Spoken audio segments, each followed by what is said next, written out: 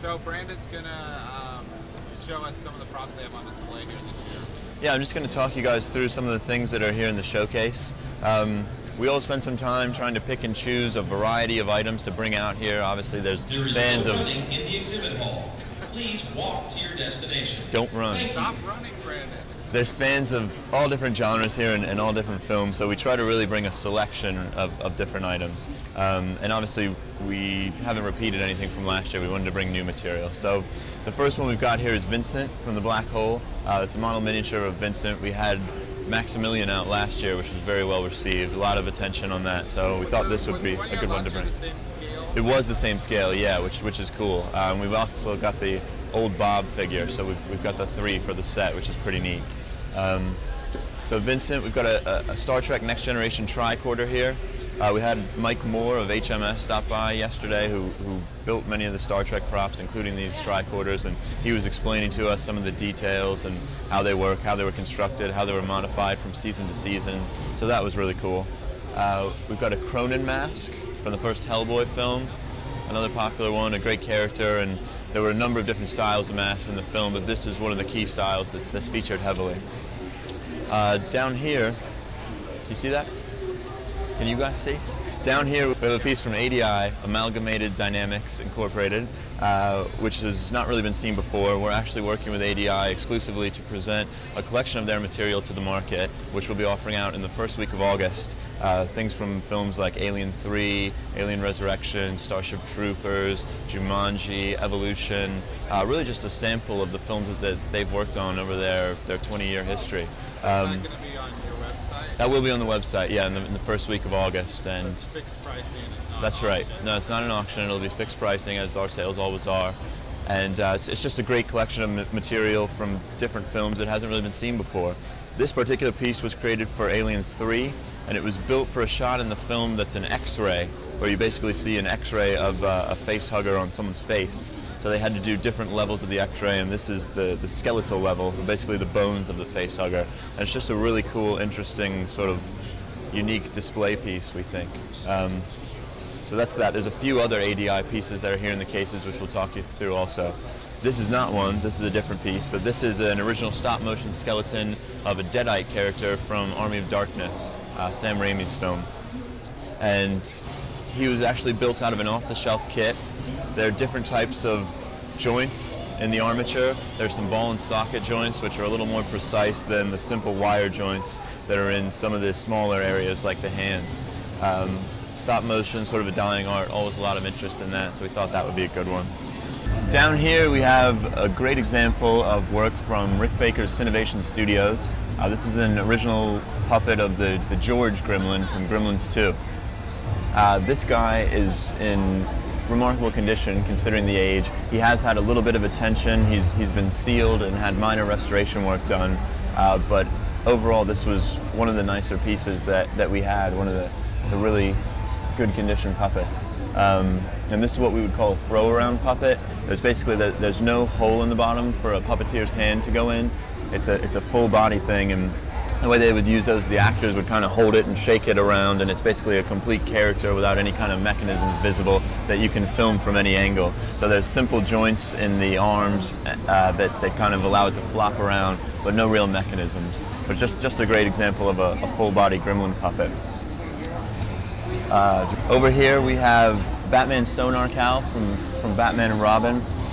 This is just a great example of a comic-related piece of Batman's cowl, obviously very recognizable. What can I say about Batman's cowl? Foam latex, in remarkable condition, and just a nice piece. Starting on the right side of the case, on the top here we have Doc Ock's claw from Spider-Man 2. Doc Ock, played by Alfred Molina of Raiders fame. He basically has 4 of these claws that grow out of his back in the film that he wreaks havoc and destruction with, and this is one of them. This is one of many, I'm sure, that were made for the production, but it's an original and a really nice example of it. You can see the metal has been weathered here, various techniques, and yeah, just another nice looking piece. We knew this would be big with the comic crowd. We figured comic fans would appreciate that one.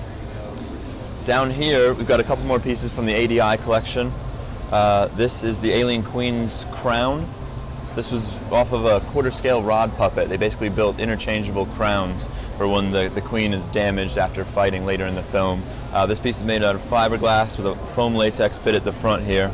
It doesn't have the head coming out, it's just the crown portion, but instantly recognizable to any fans of the Alien series franchise. And with this piece, we've had a custom display base made for it.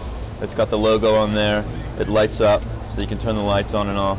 And it just presents the piece in a way that, you know, allows you to appreciate it more than you would if it was just laying on the shelf there. So do you guys do custom displays like that?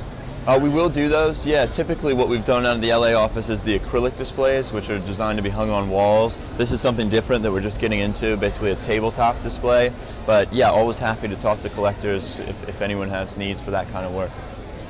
And over here, this is the Queen's fetus from Alien 3. This is actually seen in the film in another X-ray, an X-ray of Ripley, where they examine her to find out that she actually has the Queen inside of her, which obviously affects the finale of the film when she dives into the lava. But this piece is made out of a urethane, sort of a flexible, smooth-on urethane, and it's cool because it was also seen on the Alien 3 poster and then on the cover of the DVD box set, the Alien Quadrilogy. So it's sort of a recognizable image, and we've got it tilted up at a 45-degree angle, and again, just a way for people to see it a little better. Here we have another piece from our exclusive presentation of ADI's material. This is an alien egg, obviously, which was created for the 4th film in the series, Alien Resurrection, and then reused in AVP, the first AVP film. It's made out of a dense rubber. There are wires in the flaps here that allow it to be posed in the open or closed position. There's a slit in the backside where a puppeteer could have slid his hand in to puppeteer a face hugger. And it's still got lots of slime and different gels and things that were used inside to make it look alive. So it's a nice example. We've got a few of these, which again will be offered out in the first week of August. Up here on top of the case, we have another example of Rick Baker's work. This is one of the melting gremlin puppets from Gremlins 2. This one we brought out because it's just a great looking piece. It's very visual, and it's had a lot of attention up there on top of the case. There's an interesting story behind this one. This was painted for the film originally by Brian Pennicus, master painter on the film, and it was recently restored. Had light restoration work done, some touch-ups, also by Brian. So it was a lot of fun for him to go back 20 years later and revisit the same piece. And he actually told us a great story that during production, Rick always loved the melting gremlins, and he came around and he was looking at all of them, and he said that this particular gremlin was his favorite out of all the puppets they created for Gremlins 2. So, kind of cool. So has it been like coated with something to preserve it? It has, yeah. When they filmed them, they slimed them up with, I don't know what the product is, but they slimed them with something so that they appear wet, and if you look at the movie, you can see that. Now, when we got them 20 years later, all of that had long dried out, obviously, and they had sort of a different appearance. So sealing them does two things. One, it brings them back to the way they look on screen. Two, it preserves them better for the future. So it's a semi-gloss acrylic sealant that's on there that will just help it survive for years to come.